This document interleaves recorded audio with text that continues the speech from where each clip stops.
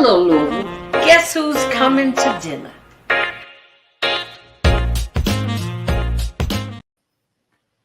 Happy Monday. Happy holidays. They're here.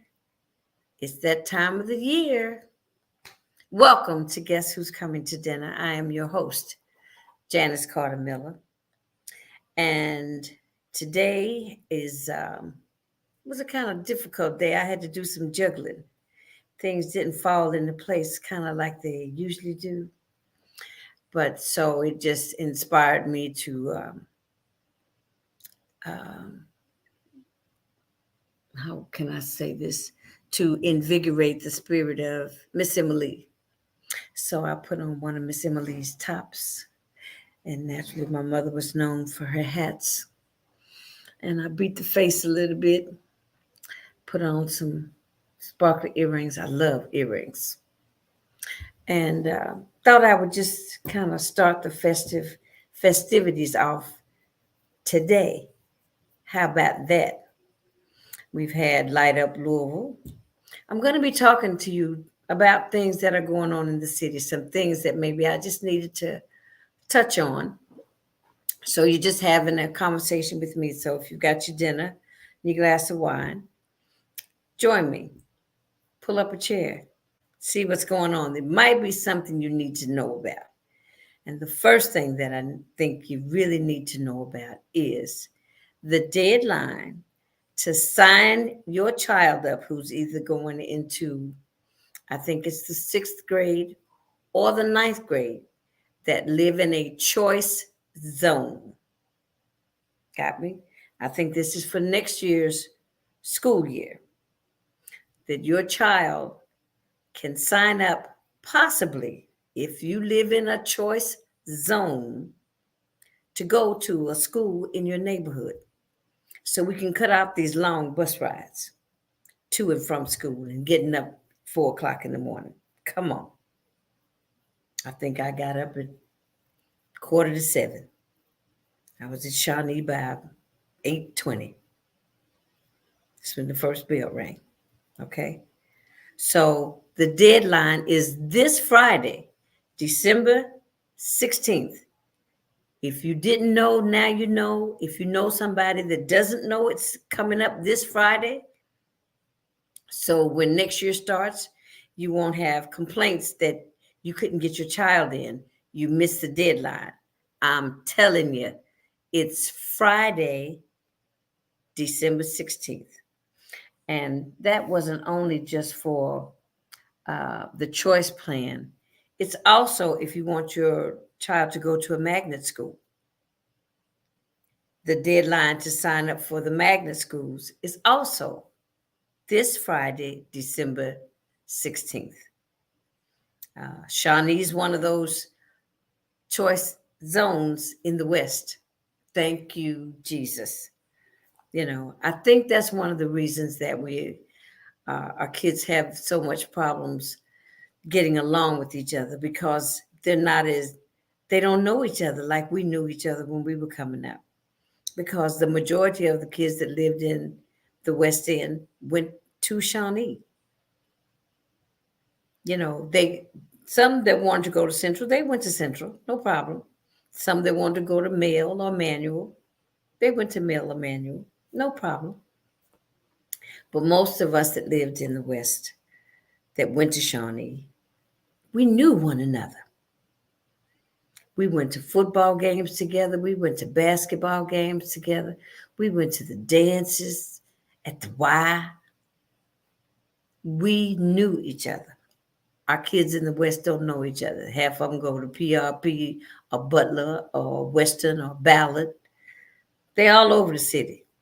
So when they come home, most of the time they're homebodies because they don't know people, and we got these crazy little gangs going on. So now they can be more engaged. They couldn't even play sports. Well, number one, that's why they broke it up anyway. Because Shawnee was winning basketball and football games. Central was doing the same. That's what the whole busing thing was not necessary to give us a better education, but just to break up us being able to shine a light on the athleticism of our kids, because I went to Shawnee, and I guess it was a decent education. They didn't bust me anywhere. Thank you, Jesus, because I think I had to tell my mother she had to put me in private school. So anyway, don't forget the deadline for signing up to enroll your child in the choice plan is this Friday, December 16th. Okay.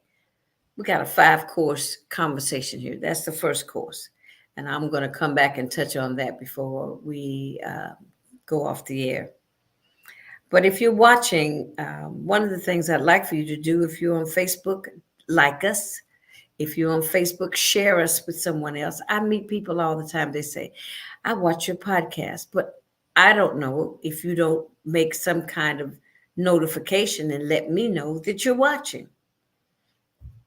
Otherwise, if I didn't know any better, I could think I'm sitting up here talking to myself. But I know I'm not. I know someone's out there. And I also have there's a comment section, a chat box. You can write to me. Yeah. If you're doing it through Facebook, I can see it because I think that's the only one. Well, I can see it if you do YouTube as well. And if you're watching on YouTube, subscribe. Hit the red button. Don't cost a dime. Doesn't cost a thing. Hit the subscribe button. Facebook, like us, share us. Show it to somebody else. Say, Janis is on. Guess who's coming to dinner? It's just us. Okay. The next thing I wanted to talk about was Brittany Griner is home. Kudos, President Joe. Kudos. People complain about things when good things happen.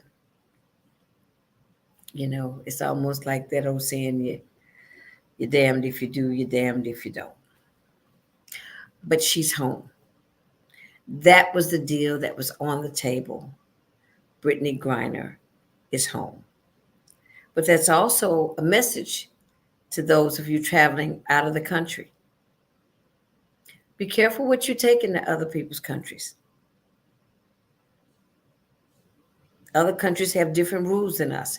They can't bring anything they want to bring into our country. Same thing. We're just not that diabolical that we would incarcerate someone for if it was a medical prescription that she had for the cannabis oil. I don't know. I'm just saying, So welcome home, Brittany Griner. Welcome home, BG. What's up? I know she's a happy camper because she thought she saw lights out, but they worked very hard to get her back. I don't think it was easy. I don't think it was easy to bring her home and not bring Mr. Whalen home. I don't think it was easy. The Russians didn't want to let him go. It could have been LeBron. I don't think they would have let him go. So they're using chips like in a poker game, but with people's lives. It's pitiful. Absolutely pitiful. Okay. So we did the deadline for signing up for the choice plan. BG's home. Third thing. Bye. Kirsten Cinema. She's gone. Bye. She's a headache anyway. She wasn't, I don't think you're not a real Democrat if you're not down with the program or the platform. You're trying to, she's one of those people trying to play both sides of the fence, walking a tightrope, just trying to stay relevant or keep her job mainly. I guess I can't fault anyone for trying to keep their job. But if you say you believe in a democratic way, then that's the way you should vote. And I'm looking at politicians and the way our Congress is set up now. It's supposed to be that they represent their constituents, but now it seems like when they become a representative or a senator, that they've joined this secret society that can make up their own rules and do as they wish, not as the majority of the people that voted for them wish, but just as they wish. What it looks like to me, really looks like to me, they should have flipped a little Republican that's on the January 6th committee and made him a Democrat. I think they would have had a better outcome. So that's the third course of the meal. The next thing I want to talk about is yesterday I attended the farewell for Mayor Greg Fisher at the Kentucky Derby Museum. It was a lovely event. I just wanted to go and give my congratulations for a job well done. I saw a lot of people out and about that did the same. It was a very classy event, and I have some of his farewell speech that I actually filmed for you. I didn't know I was going to have to show it today, but here it is coming up. And after that, we're going to talk about, hope you can see this. This is a hot off the press magazine by the Louisville Story Program. And it's all about the Louisville Defender, the photographers that have worked for the Louisville Defender for all the years that it's been in existence. And it's dedicated to, okay, hold on. Let's make it one. Every time I'll show you when I come back. So right now we're going to go to the Kentucky Derby Museum, where we're going to take a listen to the farewell speech from Mayor Greg Fisher.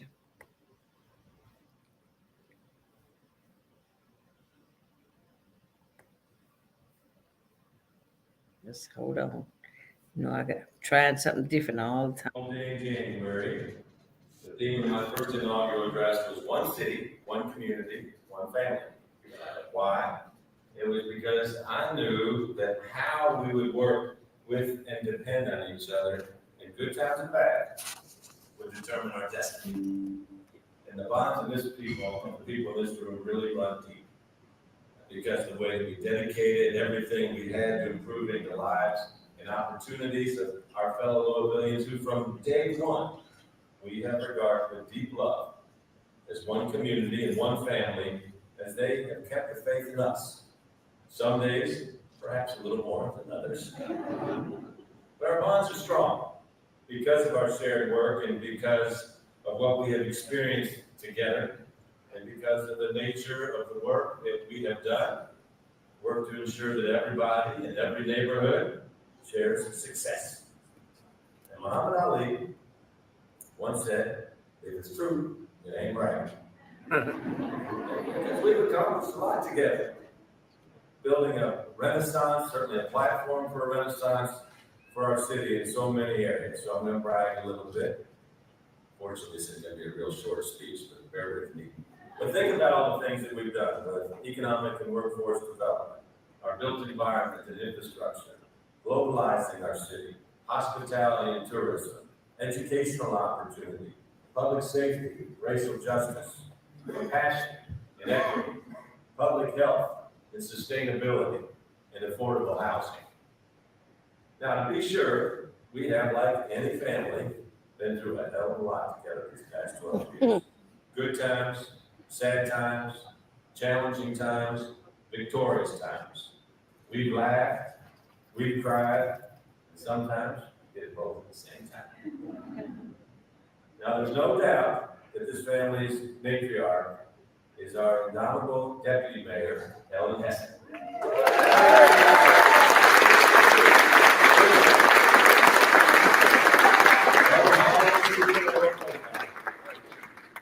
Ellen has the intellect of Ruth Bader Ginsburg, the patience of Job, and the kind of wicked sense of humor we needed to help us get through even the most ludicrous situations. She has been an invaluable partner, and most people have no idea of the work that she's done behind the scenes, and the sacrifices she's made, and the many ways that she's helped us to survive the most intense times so that we could push on to fight another day in the ways that she's helped us thrive. Ellen, we really appreciate you and everything that you've done. Please give a round of applause for her.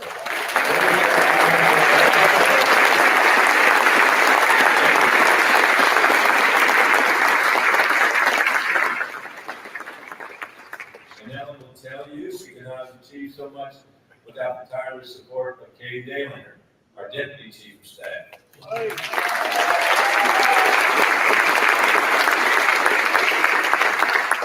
Katie's one of the most can-do people that I know. Joining us at the start of the second term, she's a team builder, a social justice warrior, often working, like Ellen, behind the scenes to button down the details and yet get big things done, which is a rare talent. So Katie, thank you as well.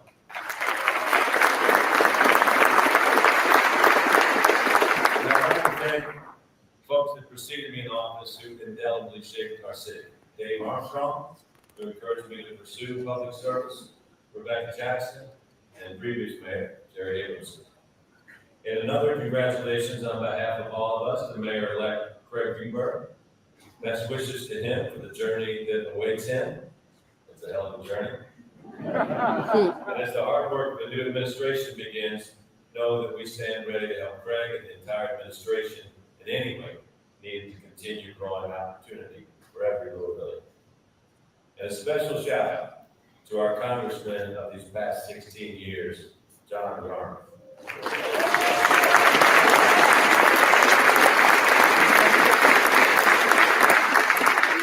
America's best congressman, John has skillfully steered the Congressional Budget Committee through these nation-shaping times in a truly historic fashion. It's been very impressive to watch. We think about him as our congressman, but what he's done for the entire country, especially over these past years as the chairman of the Budget Committee, has just been unparalleled. So, John, I treasure our partnership and our friendship as well. Thank you very much.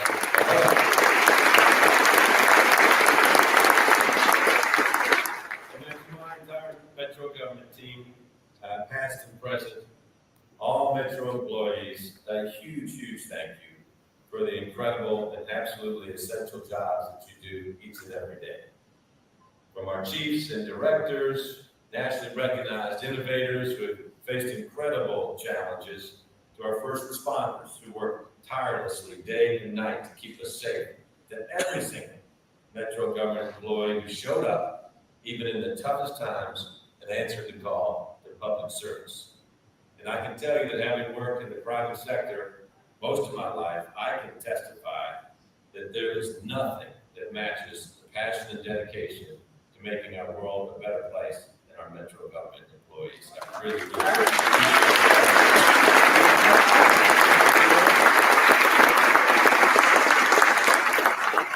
Now, these past 12 years have been quite the time in American history, Louisville history, and they've changed us all. You know, I want to say, especially to all our Metro government employees, that I will always be there for you, whether I'm in office or not. We've shared a lot together. Now, when I took office, we laid out a vision for a city guided by my big three values, hopefully in January. The theme of my first inaugural address was one city, one community, one family. Why? It was because I knew that how we would work with and depend. That kind of started over again, but that was a little bit of the speech from the mayor from yesterday, his fond farewell, and his congratulations to Mayor-elect um, Greenberg. Um, just saw a lot of people. It was quite nice to see some people that I hadn't seen in a while. I haven't been out that much myself. I'm still kind of leery because COVID is not gone too far. It went up the street, but then I went to a function on Saturday. I went to a workshop and the people were very close and the people had on no mask. And I couldn't stay. I just felt uncomfortable. But you still have to take care of yourself. You have to still be cognizant because you don't know if it's the flu or if it's the virus because they're both viruses, but one just has a stronger effect than the other one.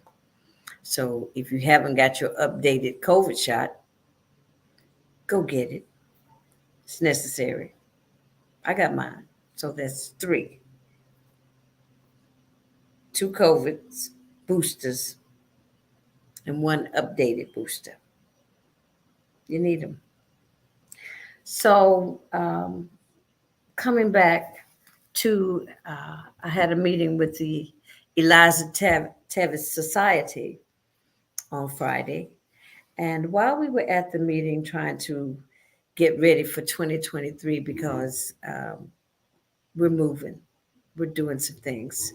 We received our certification as a Kentucky corporation, the Eliza Tevis Society. Cha-ching. All right. Got our corporate numbers. Next, we're looking for the 501c3. Cha-ching. The Eliza Tevis Society. While I was at the meeting, they were passing around this book, this magazine, rather. And this magazine was published by the Louisville Story Program that brought you I Said Bang, the Dirt Bowl story. It also brought you the story about Bud Dorsey, uh, about his work and his time at the Louisville Defender. But this magazine is about all of the photographers that have worked for the Louisville Defender since its inception. Some of the wonderful pictures in it. I'm going to tell you. If you don't have this, I think you can get it at Carmichael's bookstore, or you can look up, go online, Louisville Story Program, um, and find out where you can find this book. And just so happens, while I was glancing through the book, looking at all the wonderful pictures, girlfriend came upon a picture of myself. Okay, here I am over here. This is after I won my scholarship to Kentucky State at the Louisville Defender Black Expo that used to be up on Muhammad Ali between Fifth and Armory, between Fifth and Sixth. That was Armory Place. I think that's what that is, and that's me on the porch, Cecil Avenue, 901 Cecil Avenue, on my way to Kentucky State. Miss Expo, 19, none of your business. But this is a lovely magazine. Nice coffee table piece. There's a couple of books that you should have on your coffee table, all about Louisville. I think this is the newest one for you to get. It's from the Louisville Story Program. And naturally, if you don't have it, you need to get this one. 2 Centuries of Black Louisvillians. It has some pictures, but it has more stories about the history of blacks that helped to build this city that we live in. And a lot of the people were educators. We came from a very rich heritage of Louisvillians that laid the foundation for our city to become the city that it is today, and for us to have some of the opportunities that we have today. This is the book that was published. Ken Clay, Mervyn Orbison, and Blaine Hudson. Okay, so this is a real coffee table book right here. 2 centuries of Black Louisville. So I would say you need to have both these books on your coffee table. Okay, that's what I'm talking about. Well, that kind of sums up the conversation, the meal, my 5-course conversation that I wanted to bring to you today. And the only other thing that I can think of that I need to talk about is, so what are we going to do at 11 o'clock tonight when there's no Trevor? What avoid? I don't know if I've been as energized and entertained to receive news in such a way that he gave it to us. My husband told me the other day I needed to find the clip where Trevor was talking about black women.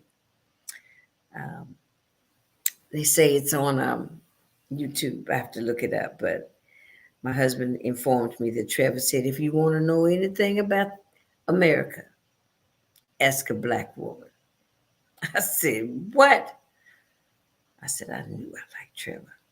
Trevor's coming to Louisville. February, I think he's got 2 nights, 10th and 11th, or 11th and 12th. I think it's 10th and 11th at the Palace. Tickets are sky high. They're actually over the moon. So if somebody needs a +1, holler at your girl. But Trevor Noah will be missed at 11 o'clock Monday through Thursday.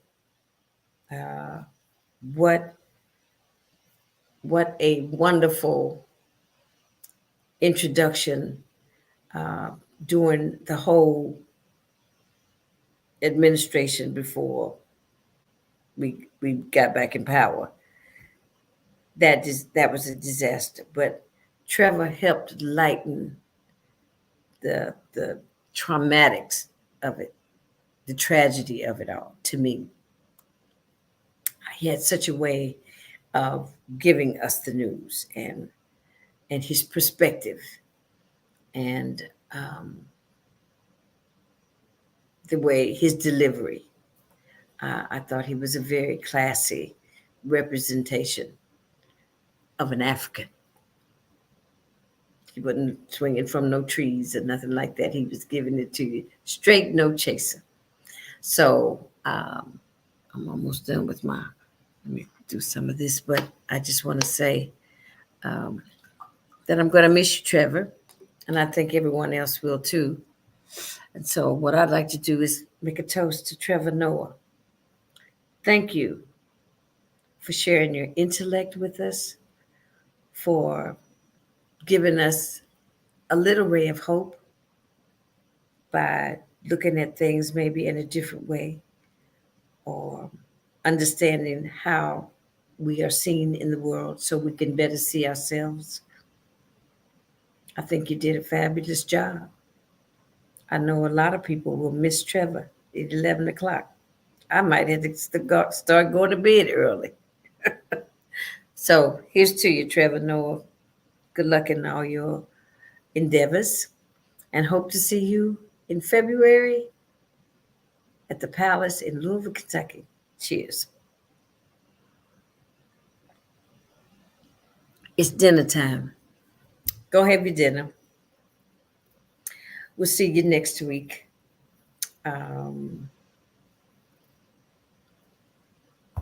I can't tell you who the guest is because I'm waiting for confirmation. So, but we'll be here next Monday, uh, starting getting into this Christmas period. Maybe we'll do have a little music before the month. So I like to, you know, throw a little twist in there for you.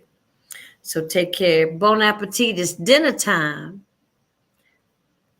Enjoy yourself. I'll see you all Monday. This show will come back on Friday, maybe with inclusion of the conversation that I had with Mr. Blewett. I don't know if a lot of people saw that or not, but I think I'm going to play that again on Friday.